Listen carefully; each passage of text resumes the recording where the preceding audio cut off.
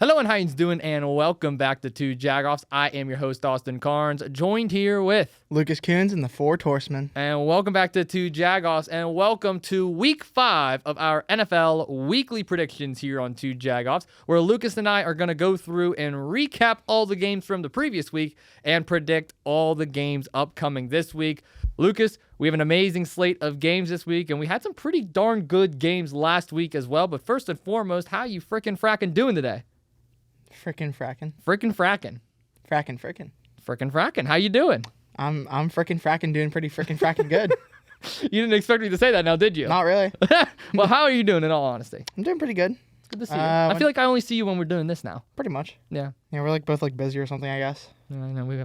I guess we're adults now, you can say. Oh, God. I need an adult to deal with my adult schedule. What? I went to a concert on Sunday. Okay. It was pretty good. Went to 21 Pilots, as the hoodie says. Besides that, I really haven't done much. Skipped school on Monday. I really did not feel good. That was a rough morning. I don't know if it was definitely because of the concert. It was definitely because of that. I had a terrible headache. I had a stomach ache, which is not just me. My best friend and my uncle also had a stomach ache, and they both went to the concert, and they both also ate food there. Just saying. Where is this at? Star Lake. Oh, I never ate at Star Lake. I've been to Star Lake, but I never ate there. The band actually made fun of the venue. It's pretty funny. Because they were late getting people in by over an hour. And they were like, yeah, you think they'd have it figured out by now, being here for over a decade, literally just doing it. And then they also publicly executed a lantern fly on the stage. Oh. They put it down the camera and stomped on it. Okay. It's pretty fun. And they made fun of the traffic out there. Have you ever dealt with the traffic? I've dealt with the traffic. Oh yeah, we were there for Avril Lavigne. It was bad. They made fun of it, and the whole crowd was going wild for it because they were making fun. Because the one singer was actually stuck in the traffic trying to get into there. That's insane. Because they had you could go in early if you paid. You could go in early. Yeah. So a lot of people went early because people. I'm not gonna lie, I love 21 Pilots. The fan base is a little questionable, but they're all pretty crazy. So a lot of people went early, and I guess the singer actually the drummer actually got stuck in the traffic. Wow. Okay. Well, that's definitely a story. But that's basically all that's happened to me since last time we talked. Yeah. I haven't really done anything else. I have a meeting with Bernie today. That's cool. Yeah. Cool. I like Bernie. I haven't really done much either. Yeah. Yeah. Yeah. No. No. No, nothing that you can think of, nothing just scratches your head a little bit. I mean, I did go to AEW on Wednesday. That was really? That was pretty cool. Mm-hmm. Yeah. Yeah, just just was there. I mean, not that big. No, definitely not. If you were a big name, you would have been on WWE. No, AEW though, I mean, if you couldn't tell by the championship, the kids belt that I got at Walmart that is sitting right here in front of this pod chaser. Yeah, I went to AEW, and it was really cool. I got to have my own entrance and call an AEW dark match, which was a literal dream come true. Thousands of people. I shared the entire story on my personal YouTube page. You should totally go check it out. But long story short, Lucas, I mean, you know this better than anybody because you've been there since day one of me being a wrestling fan. You know how much that means to me because we quite literally would be... You like wrestling? The hell up. We quite literally would do our own storylines in my room with our little wrestling buddies and action figures. And we would be calling the matches as we're doing it, too. Your mom hated whenever we hung out. Oh, my God. Well, it sounded like there was a tornado upstairs because of us. Yeah. It's like a whole earthquake because of us just throwing each other on my carpets, but... It's all about the friends we made along the way. Exactly. And we're still here, damn it. Sadly. What? I mean gratefully. Okay, cool. You're just getting your words mixed up. It's a Wednesday. It's a Wednesday. But no, we do have a lot of other cool stuff to talk about. I want to talk about one thing that's actually been kind of bothering me, and I'm going to go on a little bit of a rant, if that's okay, before we start things off. It is NFL related. And then we're going to get into our weekly predictions. And feel free to share your opinion, too, on this, Lucas. I am sick and tired of the initial narrative that is being spread around about the Super Bowl halftime show being announced because so many people in this country and in the NFL world have disgusted me by the way that we have reacted to this. So if you haven't heard already, Bad Bunny is going to be the halftime show this year for the Super Bowl. Now, first and foremost, to anybody that is making this political, whether you're left wing, right wing, or even in the middle, you shouldn't. At the end of the day, this is an artist performing in front of an audience here for a national game that is being streamed globally. Yes, this is American football, but this is a global sport. It is being recognized as that now. Here's my issue with Bad Bunny. Or here's my issue with the response to Bad Bunny. I know a lot of people are saying, oh, well, he sings his songs in Spanish. Why is he the halftime show? Why are we going to listen to him versus an English singer? We're acting like this is the first time this is a non-American playing at the halftime show. I mean, Shakira Most of her music is in Spanish. Oh, but we're perfectly okay with her because of the entertainment aspect that she brought on stage. Don't you think that's a little funny? I'm just going to sit up here and say this. If you are the ones that are claiming that, oh, I don't want to listen to Bad Bunny because he's Spanish, he's not American, he shouldn't be up there, you're part of the problem. I hate to be that, but you are the ones that are part of the problem. You're creating this false narrative. Bad Bunny is a musician. He is a singer. He is a performer. What he is doing at the halftime show is not just singing songs, he's putting on a performance. And if you know anything about the entertainment industry, Bad Bunny has been on the top of the charts for years now. And as someone who's a wrestling fan, Lucas, you might even be able to back me up on this, we've seen Bad Bunny in the entertainment world, more specifically the professional wrestling world. And outside of Logan Paul, I would argue he's the best celebrity wrestler of all time. Bad Bunny is an entertaining guy. Now, if you don't like his music taste, that's one thing. I didn't like Kendrick Lamar's music taste last year. I was very critical of it. After the halftime show, I did a full 180, and I said, you know what? I actually like him now. I went to having maybe 2 songs in my playlist to about 7 or 8. So you're allowed to have your opinion. You're allowed to have your musical taste. That is totally fair. But to sit up here and to make this political and to just say, oh, I don't want to listen to someone sing in Spanish. Okay, well, guess what? If you want to be realistic here, yes, we live in a country that speaks English. English is our dominant language. But are we going to forget that Puerto Rico is a U.S. territory? Are we going to forget that Spanish Americans are pretty much dominating the South right now? They live in California. They live in New Mexico. They live in Arizona. They live in Texas. Spanish is the first speaking language there, ladies and gentlemen. What about the French Canadians that speak in French up in the New England states? Are we just going to pretend to ignore them? Listen, English isn't the only language that is spoken in this country. This is the country that was founded on immigrants. Let's not forget that. So do not sit up here and dictate who can sing and who cannot sing at the halftime show. And I'll be honest with you, it doesn't matter if it's Bad Bunny or anyone, because guess what? It was going to be political either way. If it was Taylor Swift, they were going to say, oh, well, she voted for this person, and she's Travis Kelce's fiance, so that's why she got the halftime show. Oh, if Sabrina Carpenter was the halftime show, most of her stuff is too sexual and inappropriate for kids. Oh, if it was Metallica, they also had certain political views, and they're way too old to be up there, and it's a money grab. Whoever was selected as the artist for the halftime show, they would have made it political regardless. So it's not a Bad Bunny issue. It's a society issue. So I'm going to sit up here and say this, and this is the only time I'm talking about the halftime show again until the Super Bowl. Bad Bunny being selected is not a bad choice. If you don't like his music, that's one thing. But don't make football political. I don't like politics in football. I don't care what your political opinions are. I don't care if you're on the left or right. I don't want either of it in football. I didn't like it when Kaepernick was doing what he was doing. I didn't like how they were honoring Charlie Kirk. I didn't like how they were honoring other stuff. None of that should be in sports. Leave it out, please. We want to talk football here. Me and Lucas, when we sing on this podcast, we don't want to talk about, oh, well, is it the left or is it the right? No. We want to sit up here and talk about, is it San Francisco or is it LA, which we're going to get into in a second.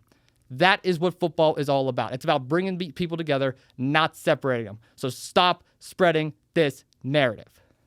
Sorry, Lucas. I don't know if you have anything to add on to that. Not really, because I don't really even know much about it. Besides, I won't be listening to it just because one, I didn't like him before. It's now cool to not like him coming on. 2, I don't speak Spanish. I didn't watch Shakira's either, so I'm allowed to say that. I actually don't really watch most halftime shows in general because I usually don't like the singers. I think the last one I watched Kendrick, but then before that was like The Weeknd, and I can't even name the last one I actually watched. So I'm not a big halftime show guy. That's fair. And I was also kind of mad at some Metallica, so I like Metallica. I like Metallica too. I'm kind of annoyed. I'm not gonna lie. I was pulling for Metallica too, but my biggest issue is I just hate how they're making it political. Like, why? Why do we have to bring politics into this? Just enjoy the halftime show. And if you don't enjoy, go make a steak or something. Go do something else during a halftime show. Seriously, like I'll probably be watching like a Instagram whenever the halftime show's on. Like, just go do something else, man. Most people are scrolling on their phones anyway, so why do we even care? Why? I got too much time to be bothered about who's singing at the halftime show. I'm either gonna watch it or not watch it. I don't care who it is. And I will say this: you did miss out big time on Shakira. I recommend you go back and watch that halftime show. Crazy. I'm just saying. You should definitely go back and watch. I actually really don't like her music. You don't have to like her music. I'm just saying. This guy. Mom, you see what I deal with? Sorry, Carrie. But no, in all seriousness, I had to go on that rant. I've just been seeing it all over social media. I don't want to talk politics. I want to talk football. And that's what we're going to do. San Francisco or LA. This is where we can debate. This is where we can talk. This is a hard choice. I'm not going to lie to you. It is. The Rams look really good. The 49ers are supposed to be really good. I want to go to you on this one first, Lucas. We just saw an NFC West battle on Thursday Night Football last week. It was Cardinals and Seahawks. Now we're seeing the other 2 teams in the division. This division, many would argue, is kind of in shambles right now. Who you going with and why? Oh boy.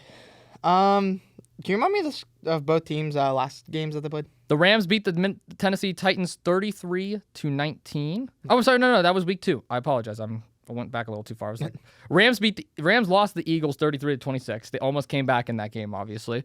And then the San Francisco 49ers beat the Arizona Cardinals by 1. Oh my gosh! Why did I keep going? Yeah, you went back. I was gonna say the Eagles play Tampa Bay. Did you see how it went back? Sorry, ladies and gentlemen. Is your phone dying? Do I need to pull it up? My phone is actually dying. I just saw his phone go to a white page. It literally, I don't know what's going on here. Why? Why are you being like this? It's because I got mad. The 49ers lost to the Jaguars 26-21. This was Brock Purdy's return. Okay. And then the LA Rams, they beat the Colts 27-20. Okay, that's right. Yes, because I think I actually chose the Colts. I'm probably gonna go with the Rams, to be honest. I think Rams played a harder game and still did better than the Niners did with a returning Brock Purdy. I'm not sold on the Niners being good this year. People say they're gonna be good. People say they're gonna be bad. I think they're gonna be right in the middle. But I think the Rams is a better team all around. I think they got a better quarterback. I think they got a better offense, and I think defense. I'd rather verse the Niners than the Rams defense right now. So I'm gonna, and especially with the injuries San Fran's got, I'm gonna stick with the Rams. I fully agree with you. I'm going to go with the Rams too, and it's mainly because of Sean McVay. Listen, nothing against Kyle Shanahan, but this 49ers team is pretty banged up right now. Brock Purdy did not look good in his return. I personally believe he should have took another week off, and they should have let Mac Jones roll with it because Brock Purdy was still questionable throughout the week, and he was limited in practice, so obviously he didn't get 100% full Is Mac Jones fully back? Because I know he got injured. I don't know, actually. I think he was questionable too. I think that's probably why they rushed Purdy to come out there. But no, I think Purdy should have took another week off.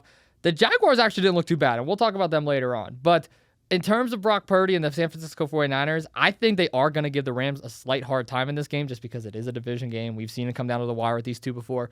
But Rams are just too powerful. I mean, they got the leading receiver right now in Puka Nacua. He's leading every receiving stat, almost every receiving stat right now. I hope so. He's incredible. Devontae Adams is amazing. Kyron Williams is still the most underrated back in the league. That's the hill I will die on. I like this team. This Rams team is really good. And I don't know if you saw Tutu Atwell on that little breakaway from last week, too, against the Colts. What a phenomenal throw by Stafford. What a phenomenal catch. Rams might be back in there, man. I'm not going to lie. They're a good team. They're a really good team. But no, I agree with you. Fully agree. All I'm going to say is Puka Nacua is not the best wide receiver in the NFL right now. I've seen a lot of that online. People say he's the best because of what he's doing right now. The other two contenders have no quarterbacks. That's a good point that you bring up. It's a good point. If you put Jefferson on that team... I don't think anyone's saying Nakua's better than Jefferson. People said that Nakua is the best wide receiver in the NFL right now. I've seen it claimed. I don't agree with it. He's top 10, but I don't know about best. That's crazy. I could throw him in the top 5 even, I think. Yeah, top 5 is debatable. Top 10 is guaranteed. I can't put him in the top 3. No, definitely not. I've seen people saying he's the best right now, and I said no, it's just because he's the only one with a quarterback. He's got a Hall of Fame quarterback thrown to him. I don't know, man. My top 3 is still Jefferson, Jamar, CD. Those are still my top. And Amon-Ra is right there. Like, Amon-Ra is this. I almost want to put Amon-Ra above CD. I almost do. I think I might, actually. Yeah, sorry, Nick. I think I'm going to do it. I can't just because CD runs better routes. That's the only reason why I can't. CD's like an elite route runner. I like Amon-Ra. I do too, man. I do too. I love Amon-Ra. But let's go. Also, CD's hurt right now, so it's hard to. Oh, well, if we're including that, then yeah, you're. I guess he's kind of out. Is he out for how many weeks? Couple weeks, 3 weeks. Yeah, that's rough. Yeah. Let's talk about this next game in London. Minnesota Vikings versus Cleveland Browns. Vikings are in a different country for 2 weeks in a row now. They were in Ireland last week, and now they're in London this week. That's terrible. They're getting an all-exclusive tour. And I guess that's true. Yeah, they're getting a whole tour. And they're taking on the Browns, who it was just announced earlier today, actually, that Dylan Gabriel, rookie quarterback out of Oregon, is going to get the start. I'm excited for it. I actually have some thoughts on it. It's going to be a Dylan Gabriel versus Carson Wentz battle, so it's not going to be anything too crazy. Vikings, of course, are coming off that loss last week to the Pittsburgh Steelers in Ireland, while the Browns are coming off of that bad loss to the Lions last week. So what's your thoughts on this game, LK? As crazy as it might sound, I think I'm actually going to give it to Cleveland in this one. I think it's going to be a Cleveland versus Green Bay game all over again. I think it's going to be low scoring, but after playing Minnesota, that line is not going to help Wentz at all. 7 sacks is what happened in that game, and Cleveland has one of the best defensive players in the entire league on that line. So I don't think Cleveland's going to have good offensive numbers, but I think that they're just going to hold them on defense. I think this is going to be a really boring game. I will not be watching. It really does also depend on Dylan Gabriel. I don't know how he's going to play. Obviously, we've never seen him before. But I think for his first game, I think he might be able to do all right. I mean, can not really get any worse than what's already happening. So I guess the only way is up or even farther down. But I'm actually going to give it to Cleveland. I'm giving it to Cleveland too. But I will say this. The Browns line isn't much better right now. They haven't been playing good either in the pass block, which is why Flacco actually had several mistakes these last 2 weeks. My biggest issue with the Vikings right now is the line, but it's not because the line is playing bad. It's because they're hurt. They already lost one starter going into that game against Pittsburgh, and then they lost 2 more. One of them being Brian O'Neill, future Hall of Famer, former Pitt alumni, by the way, hail to Pitt, and future Hall of Famer. So the Vikings were down 3 of the 5 starting offensive linemen in that game against the Steelers. So that's why whenever I hear the stat, 7 sacks, I'm not impressed. I would hope you get 7 sacks if you have 3 of your starters down. You're playing practice squad players at this point. So the Minnesota Vikings, yes, their line is atrocious.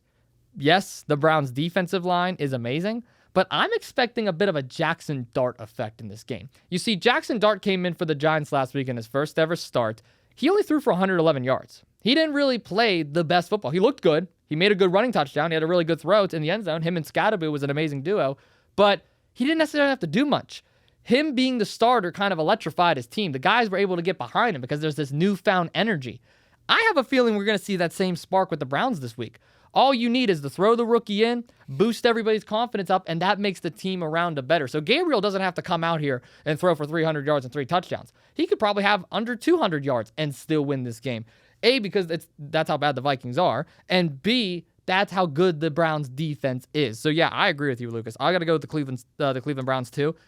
I know a lot of people want Shador. Right now, the depth chart has been announced. It's Gabriel 1, Flacco 2, Sanders 3. That's the current chart, which I do agree with.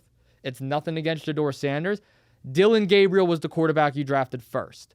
The Browns have 2 first-round picks next year in the draft. A lot of people are rumoring that's going to be a quarterback selection. Why would you go out there and pick up a quarterback without seeing what you have on the table first with these 2? My philosophy is with the Bengals being down with injuries, the Ravens and Steelers kind of battling back and forth, although the Ravens and Steelers also have their own injuries. The Browns are going to kind of take this year as an experimental year. Okay, let's see what we have in Gabriel. Let's see what we have in Sanders. And if the guy's already in the building, cool. Let's build around him. If not, move on and get a quarterback next year in the first round and build around that guy. That's what the Browns are going to be doing this year. Only thing that sucks is a lot of those first-round quarterbacks that we're looking at next year aren't really playing like first-round quarterbacks. I'll be honest with you. I don't think there's a single college football quarterback that's worth a first-round pick next year with how bad it is. That's how bad this draft's going to be if things keep ending up the way they are. It's crazy because after last year, everyone thought it was going to be like the best quarterback class. Well, Lenore Sellers isn't playing well. Garrett Nussmeier isn't playing well. Arch Manning's definitely not playing well. So, I mean, yeah, no, I'm not really too impressed. But no, that's a good take. I agree with you. I'm going with the Browns. I want to get your opinion on this next game, though. Lamar Jackson is down. Ravens are at home. They're hosting the Houston Texans. Your boy C.J. Stroud hasn't been playing too well either. Is this finally the redemption game, or is Baltimore going to stand on top? I'm going to give it to Baltimore on this one. And I'm not even going to say it because of Stroud, because Stroud's not playing good, yeah, but he has nothing to work with. I seen that video. He got tackled before 1 second. Yep. He got tackled before 1 single second happened after the snap. He can't do anything there. No quarterback in the league could do anything there. He couldn't even turn around before the guy was already had him in a bear hug. That's bad. This line is terrible. This team is terrible. Injuries, as always, are going to be flying around. Baltimore is also dealing with injuries, as they always are. Of course, it's Lamar, which really hurts them right now whenever they're already in a terrible spot. Who's even their quarterback? Cooper Rush. Former backup of Dallas. It's going to be a terrible game. I think Baltimore's going to take it just because they're at home. Maybe for once, they'll actually give Henry the ball more than like 18, 15, somewhere around their times.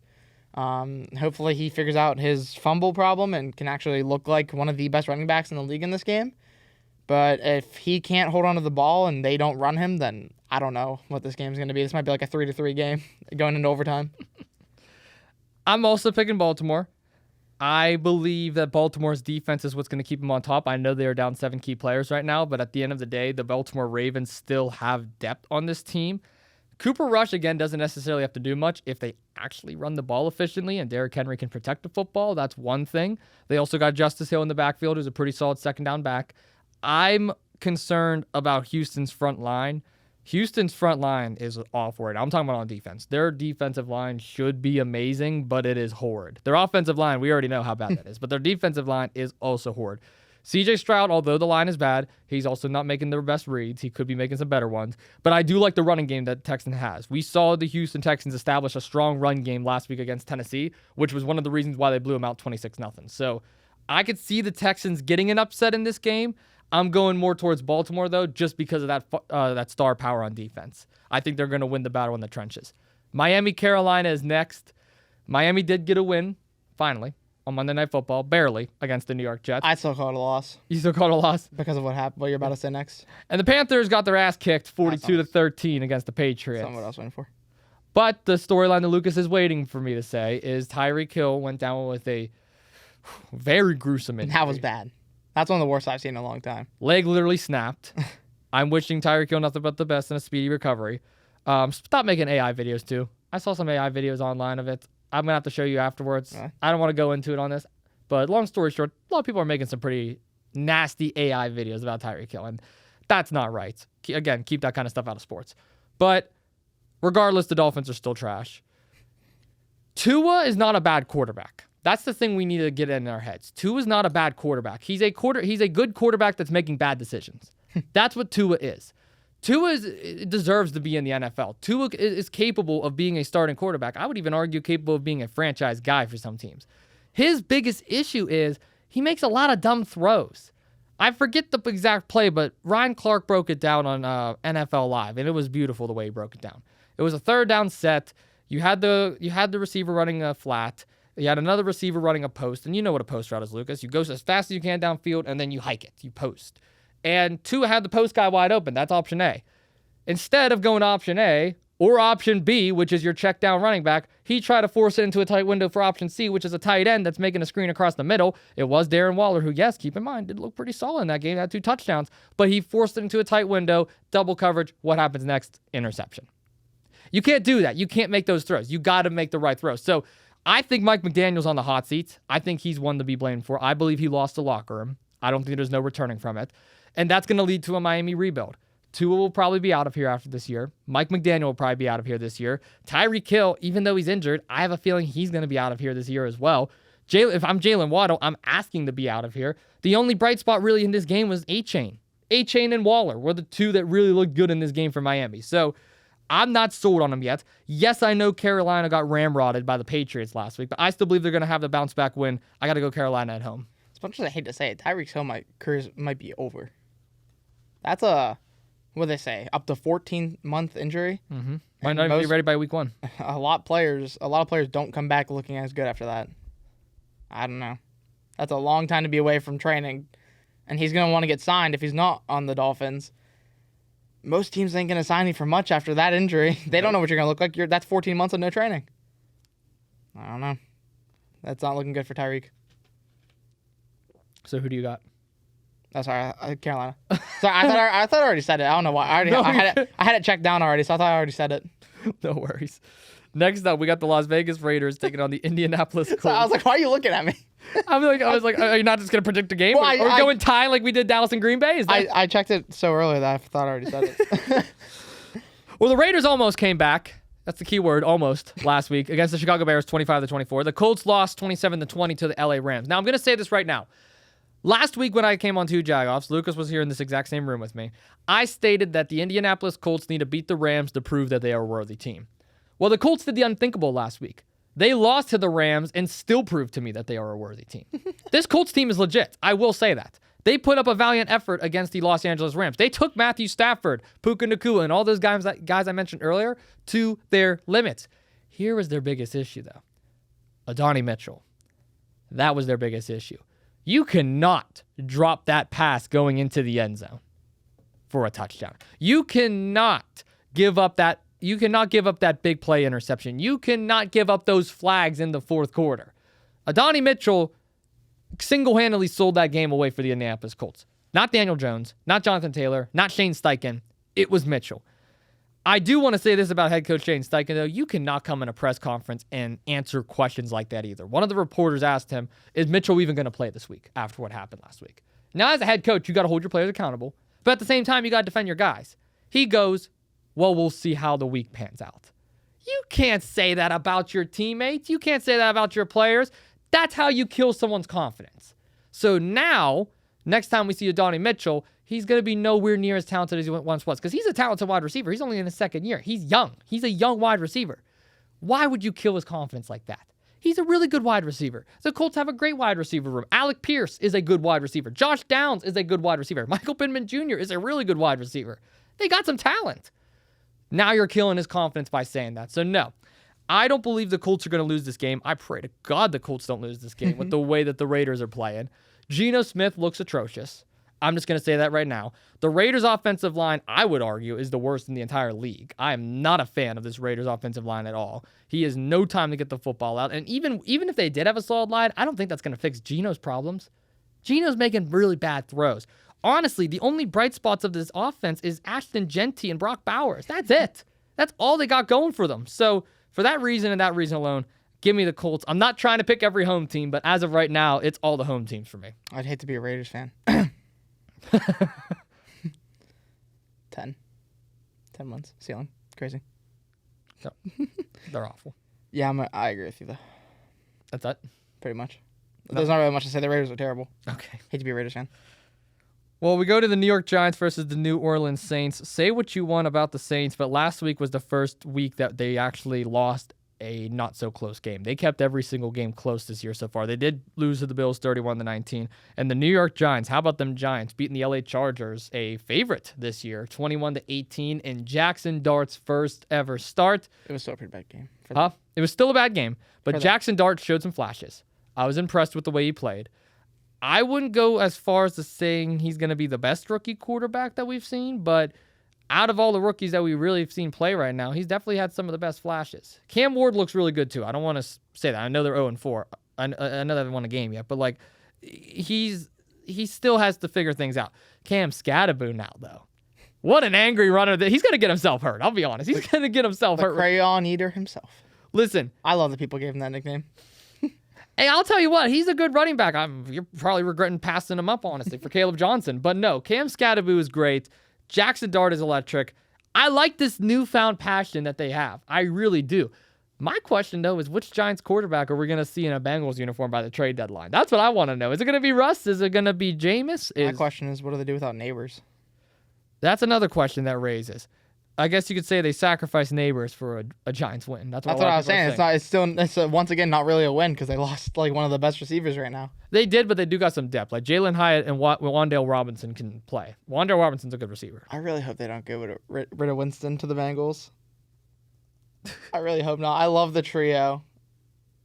You love the trio? Yeah. I like the trio too, but it's probably going to be broken up. Unless they get Kirk Cousins. Kirk Cousins is the other name that's rumored to go to the Bengals. Give him Russell. Yeah, give him Russell. Why not? But no, Jackson Dart was great. Love the way he played. I got to go with the Giants. I think the Giants going to get back-to-back wins this week. Yeah, I'm going to agree with you, and I'm going to take the Giants. Jackson Dart looks good. Scatterbo. Love the man. I love the highlights of him just absolutely screaming and then going straight into tackles. I don't really have much to say about New Orleans. They kind of suck. Like, really bad. My only concern about the Giants is not having Neighbors. That's really the only concern I can really think of at the moment. Really? Just Neighbors? There's nothing else I'm going to think of. There's nothing else? I feel like you're like hinting at something I'm supposed to be remembering right now. No, I'm just playing with you. Oh, okay. Okay. Really? All right, next up. Dallas. You're scaring me. No, you're fine. I'm just with you. Dallas Cowboys, New York Jets. Cowboys obviously had that 40-40 tie, which I can't wait to talk to you about with Lucas, against the Green Bay Packers. And we all saw what happened with the Jets on Monday Night Football. Yes, Fields didn't have the worst game, but I will say this. Justin Fields is playing awful football right now. I'm not impressed with Justin Fields long-term at all. It's been like this over the course of the last 3 years between Chicago, Pittsburgh, and New York. I'm going to go with the Cowboys in this game. You're welcome, Nick Brown. They got one of the best offenses in the league. Dak Prescott is playing at an elite level. Some would argue top 5 in the MVP runnings. I wouldn't be mad at that. George Pickens had a really good game, which was surprising.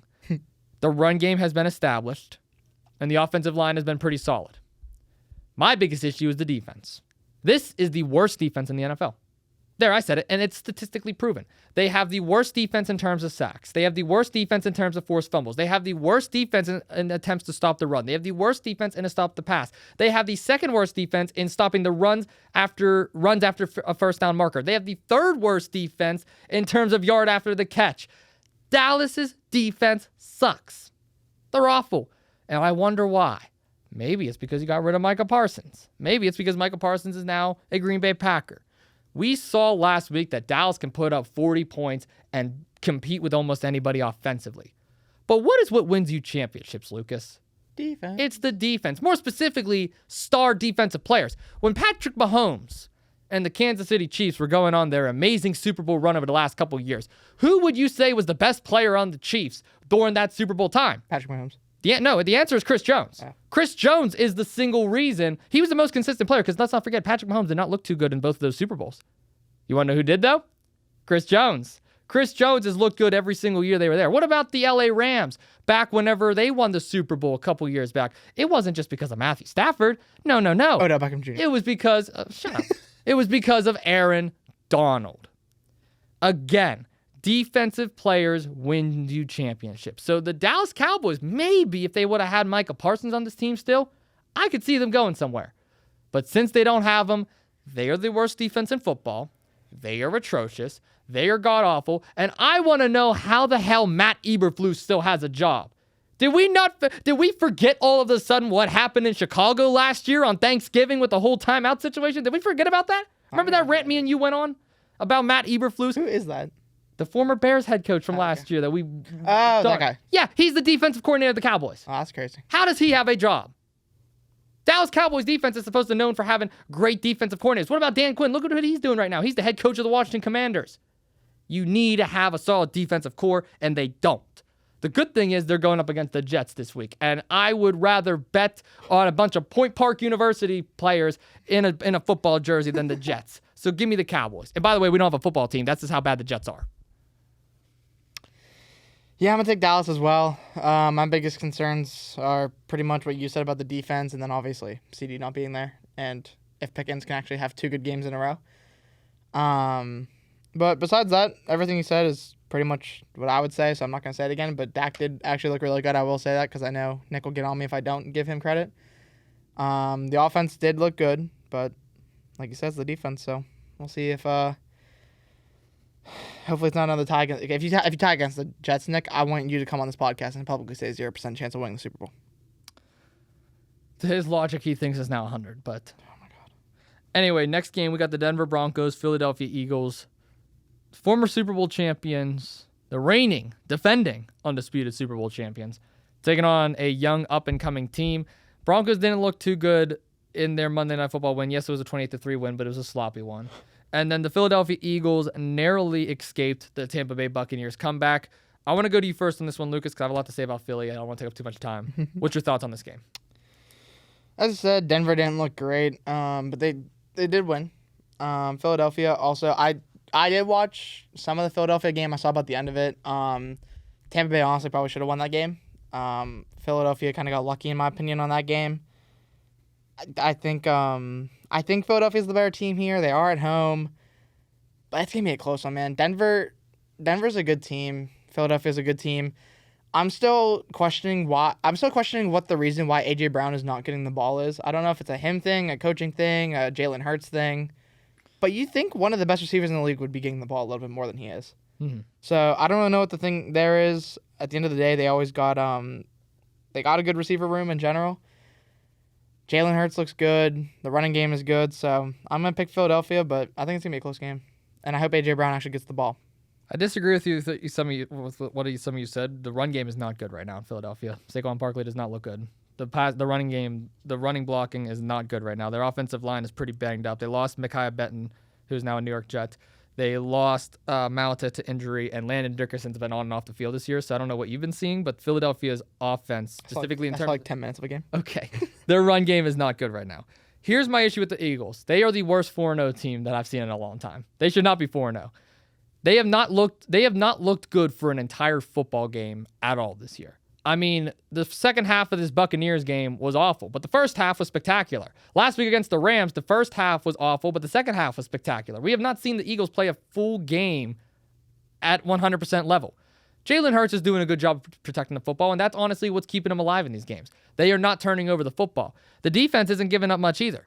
My biggest issue with the Philadelphia Eagles, though, going forward is how are you going to be able to distribute this football fairly? You said it best, Lucas. A.J. Brown is not involved. Why? Why? You pay him all that money. You bring him in from Tennessee, but you're not going to give him the football? You got Devontae Smith. You got Saquon Barkley. You got to be able to distribute the football fairly. A.J. Brown is your number one guy. Why are you not going to him? I'm very confused on that. I will say this, though. The Philadelphia Eagles have time to figure things out. This is their third offensive coordinator in the last 3 years because the Eagles' coaching staff is just so good. Each coordinator is getting taken away and becoming coaches. So, yes, I'm going to give them a small break here. They have a new offensive coordinator, so we got to give them some time to figure things out. They usually start to look better later in the season. The first couple games are small. But I also can't get mad at a team that has won 21 of their last 22 games. I just can't. I can't be mad at that. The Eagles have not lost. They have won 21 straight. No, it's 18 straight games they've won. 18 straight. I did not know that. That's insane. And it was 21 of the last 22. That's an insane stat to read. They're playing a Broncos team, though, that honestly is struggling offensively, which was surprising to me. Their defense is still great. Their defense is electric. But that offense, I have some question marks around it. I'm not questioning Bo Nix yet, but I am questioning that receiving core. I have not seen any progress there. J.K. Dobbins looked amazing last week. J.K. Dobbins was the sole reason why the Broncos won on Monday Night Football against the Bengals. He was running all over that team, which isn't hard. It's the Bengals, but that's still a great addition to have. And R.J. Harvey, their rookie that they have, he's also been looking pretty good. So Denver has talent, but I don't think they're talented enough to beat this Philadelphia team. Because guess what? If you go up on Philadelphia early, they're going to come back to you later on. But if you are down, you can also give up. You know what I mean? Like, Philadelphia's so inconsistent right now. I got to go Eagles. This next game's going to bother me. I'm going to give you the first. I'm actually giving you the reins here first. 4:05 game, Tennessee Titans, Arizona Cardinals. I think I want to give it to Arizona. I hope that you're not Tennessee's first win of the season. Yes. I thought I remembered you saying 0-4 earlier. Your team doesn't look bad, honestly. It doesn't look great. Marvin Harrison, it's kind of like AJ Brown. Like, why is he not getting the ball? But then he's also doing some questionable things himself. There's a couple times where I feel like he could have caught stuff and he didn't. So I don't know. There's a couple question marks, but I honestly do think you have the better team overall on this one. I mean, obviously no James Conner, which will always suck, but you have a solid team in general. Tennessee, I've said it week after week. I actually do like Cam Ward. He doesn't get credit. I just don't think the team itself is that good. Really, he's working with what he's got. He's a rookie at the end of the day. He's gonna make mistakes here and there, but overall, he actually does look pretty good. He's fun to watch. I think I said this last week. I love seeing him juking defenders on Instagram after the game. It's my favorite pastime after a Tennessee game. But I think Arizona is going to win. You guys are at home. I think it might be maybe a close game, but I think you guys will win. It's going to be too close of a game to call. It really is, because Tennessee is hungry for their first win, and this is a banged-up Arizona team that has no confidence right now. I know Kyler Murray threw 2 interceptions last week, but neither one of them were his fault. Both were actually Marvin Harrison's fault, because one of them bounced off his hands, and the other one, Marvin Harrison, stopped mid-route. So I'm not blaming Kyler Murray at all for his performance last week. He actually looked pretty solid, but the question mark is going to start to soon raise, is Kyler Murray the right fit for Arizona? Again, I believe Kyler Murray is a top 15 quarterback in the NFL. I believe he can be a starter anywhere. I don't know if he can be a starter anymore for Arizona, though. I think the relationship is starting to strain. I don't think Kyler Murray and the front office sees eye to eye. I think after this year, Cardinals will probably be moving on and trying to find a new quarterback. I could see that happening. This is a good team. The Cardinals are solid. They have talent, but they do not have a run game. Kyler Murray was the leading rusher last week for them. That's not how it should be. D. Mercado, their second down back, only had 2 rushing attempts. Trey Benson, I think, only had 7.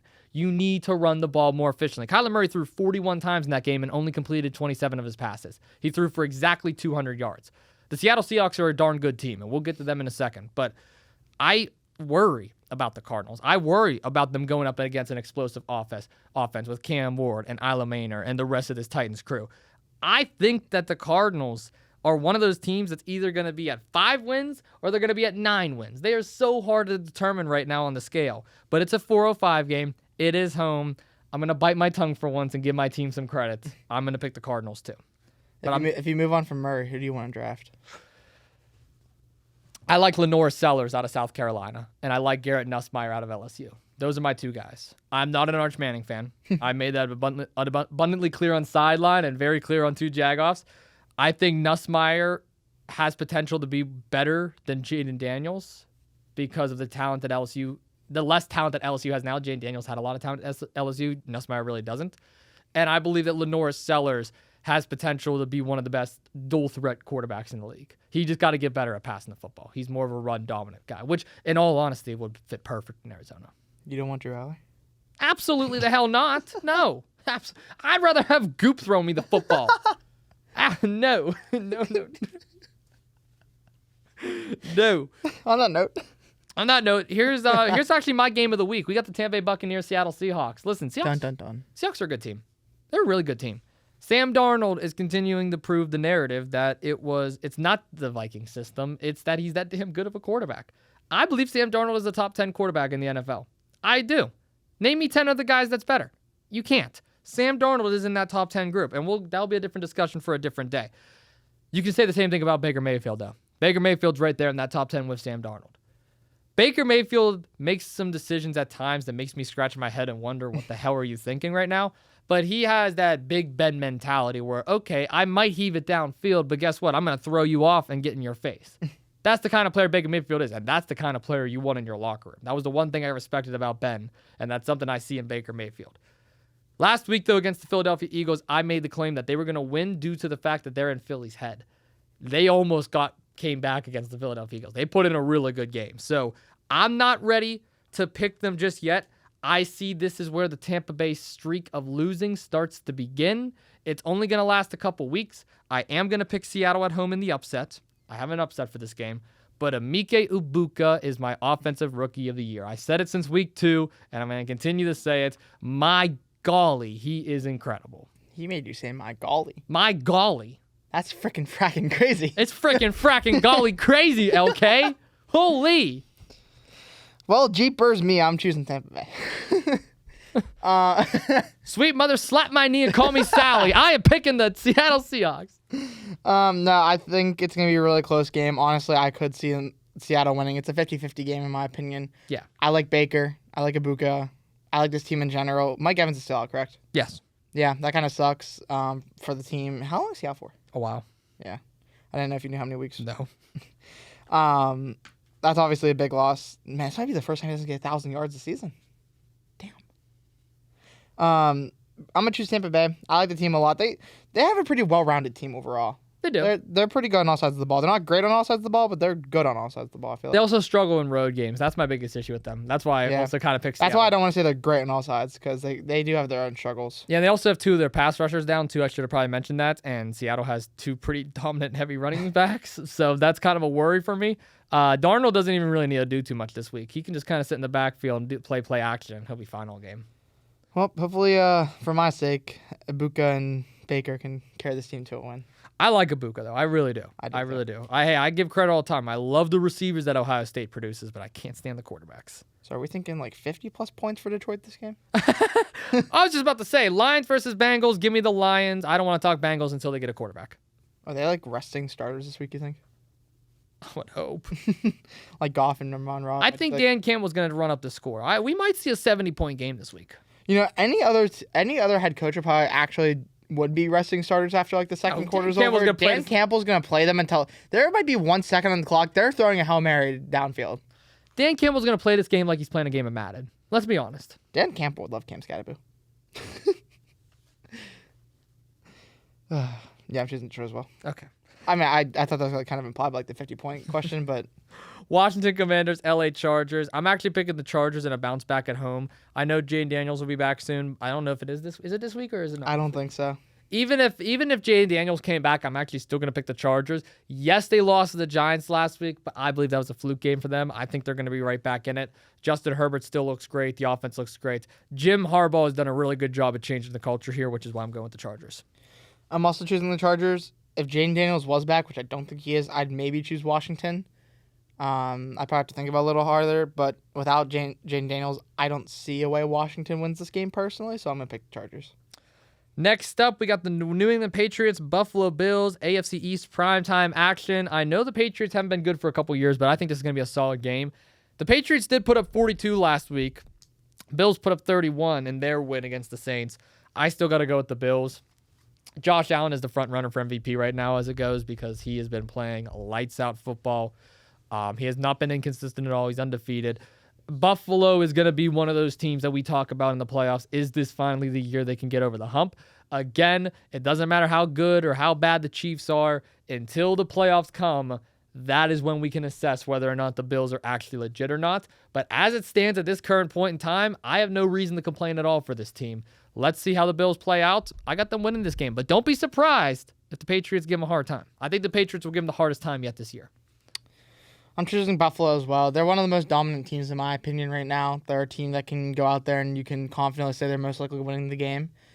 I like Josh Allen a lot. Like you said, it's kind of early to tell, but they could be a pretty good contender for that conference win, maybe. If they can finally go over the Mahomes curse. We'll have to wait and see for that and obviously talk about them here in a minute. But I do think Buffalo wins this game. Now, before we get to Monday Night Football, there are 4 teams on a bye this week. You got the Atlanta Falcons.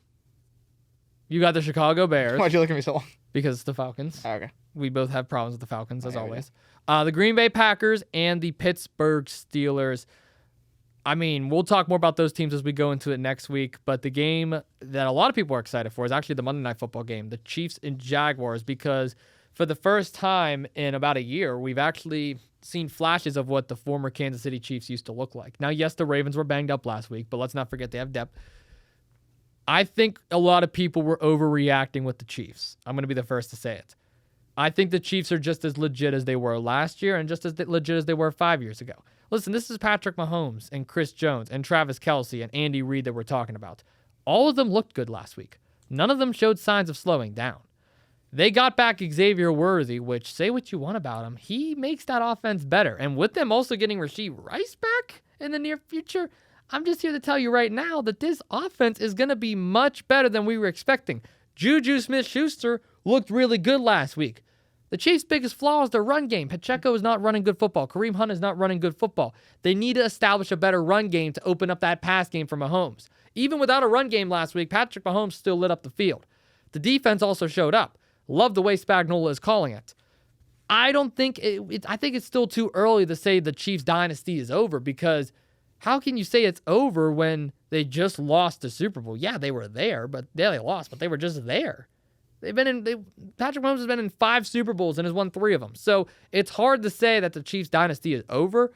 I'm not going to be surprised if Jacksonville even wins this game just because of the hype that Kansas City still has around them. But I pray to God they don't because Trevor Lawrence is not playing good football. Liam Cohen is calling a solid game, but I'm not a fan of some of his decisions that he makes late in the games. He's given up way too many blown leads, and that's been causing the Jaguars time and time again. They did win last week. So did the Chiefs. Give me Kansas City, baby. Yeah, I'm also taking Kansas City. I'm not a huge fan of Jacksonville, as it's been made very clear on this podcast. Oh, we know. We know. We know, and it's starting to come to tuition. Yeah. As they are still not playing good 2 years after I started calling them out. No, I think Kansas City's the better team here. They got Worthy back, who I've been saying is the reason they were struggling to start, because I said once Kelsey killed him, I said that's bad news because he is a good player, and I like Worthy. So now that he's back, I think they're probably going to win this game. That is all the games that we have.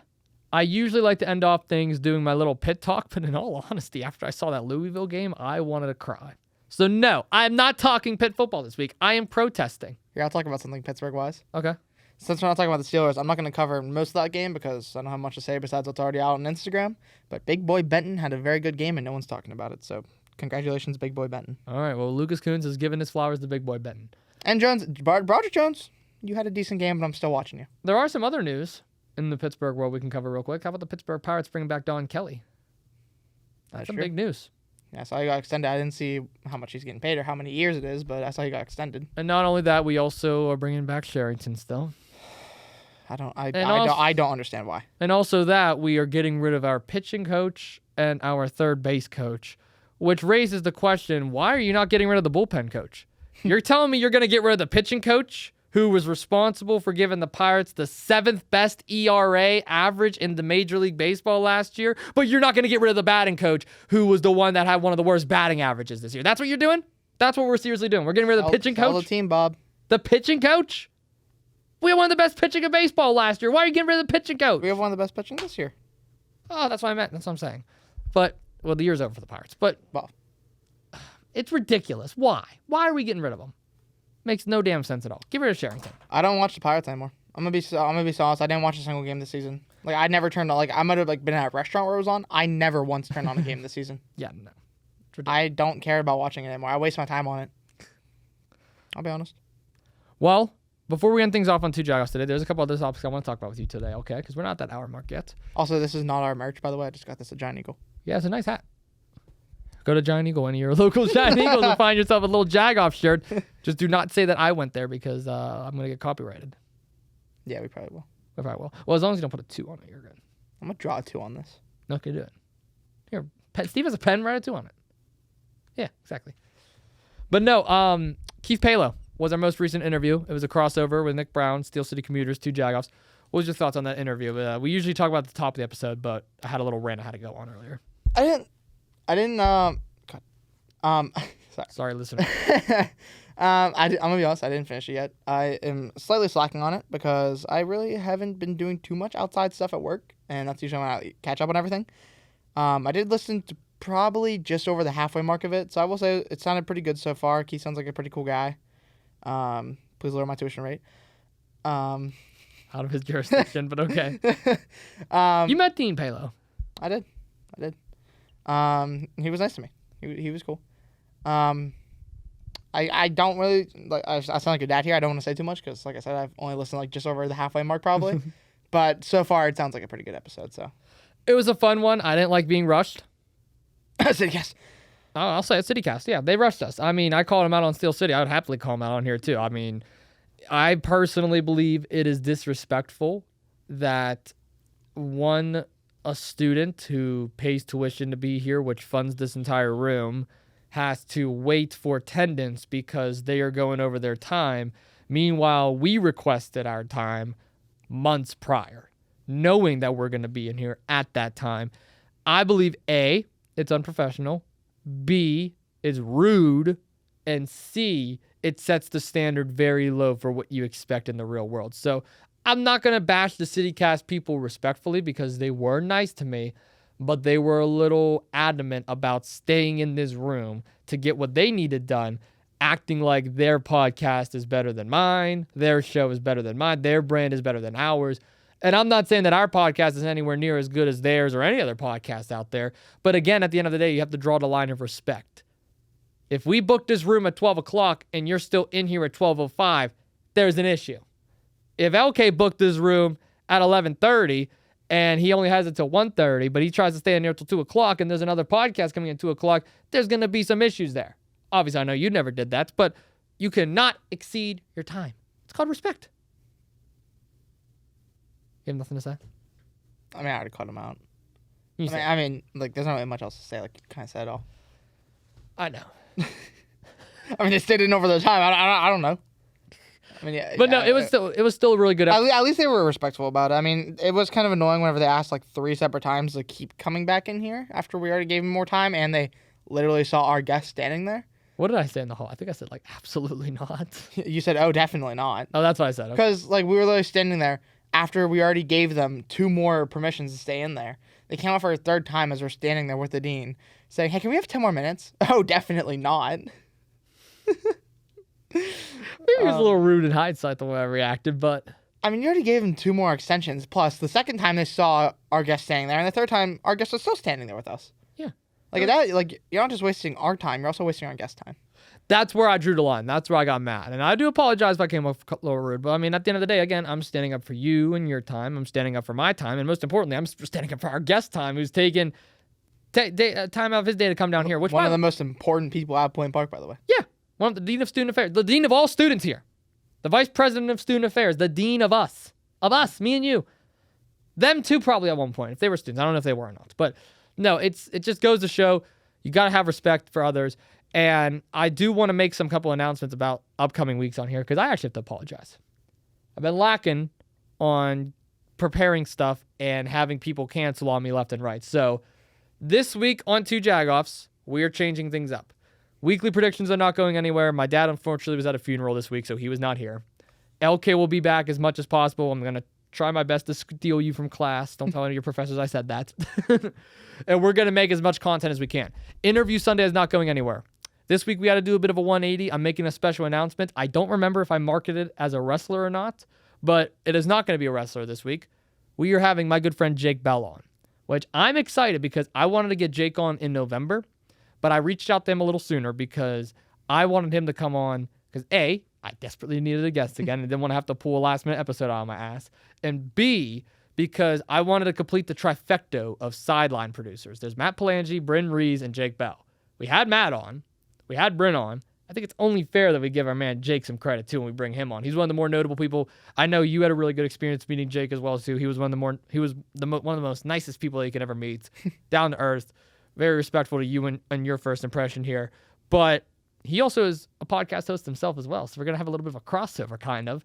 And he also is the podcast. He hosts a podcast with our most recent guest on Steel City, Peyton Celesti, Pirate Peyton.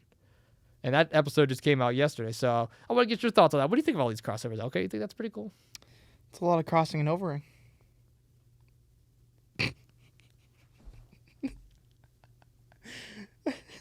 Don't make this a sticker, Jack. Jack, make it a sticker. Please make it a sticker. Jack ain't watching. I'm going to tell him to watch it. I'm going to say that there's a sticker involved.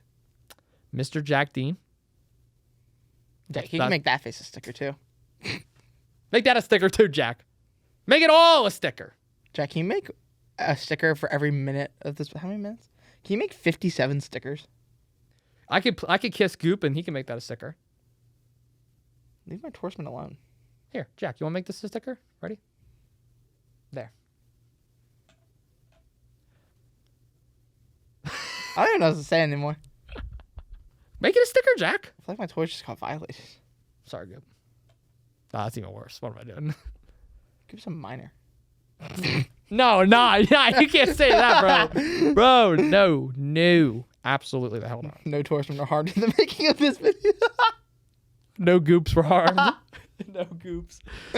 Well, ladies and gentlemen, thank you all so much. I need sleep. I need sleep too. Thank you all so much for tuning in to 2 Jagoffs.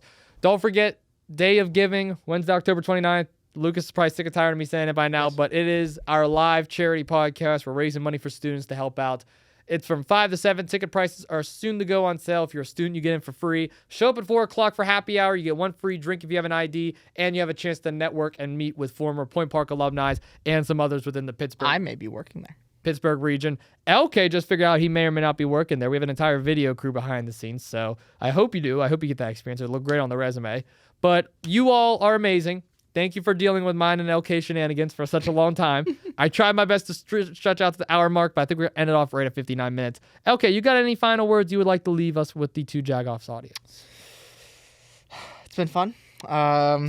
Sadly, there's no Steelers this week, so this will be a very boring Sunday for me. I'll finally get to relax for once, because last Sunday I woke up at 9:30 and then didn't get home till after midnight. So I get to relax. Like looking around, it was kind of a boring week for me, honestly. Like besides Sunday, I really haven't done anything, so I don't really have much to speak about. Torsemen are back. They weren't here last week because we had a last minute debacle where we were recording on a different day, which also didn't we have issues that day too? Yeah, I don't remember. But yeah, nothing much has really happened, so I'm just kind of chilling. All right, I gotta go meet up with Bernie. Burn Dog. Go meet up with Burn Dog. Former 2 Jagoffs guest, by the way. I like Bernie. Shout out to Bernie. Bernie's actually my teacher, too, so shout out to Bernie. Hell yeah. Well, ladies and gentlemen, thank you all so much for tuning in to 2 Jagoffs. I'm Austin. That's LK. And that's the 4 Torsemen. I did not forget about them. Yeah, it's about, you forget about a lot of things. You forget Steel City and the Torsemen, so I'm glad you got them both. I got them both. You got them both. So thank you from the 4 of us, the 6 of us, if you're including us 2. We will see you all next week. Peace.